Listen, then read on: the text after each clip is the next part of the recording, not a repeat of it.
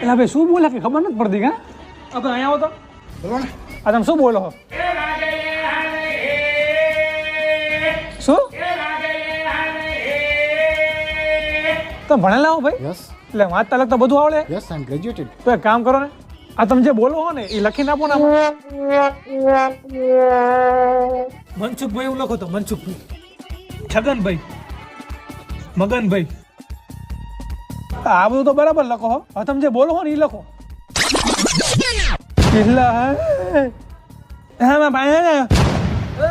અરે એમ કે પાણી લેતો હોય જા.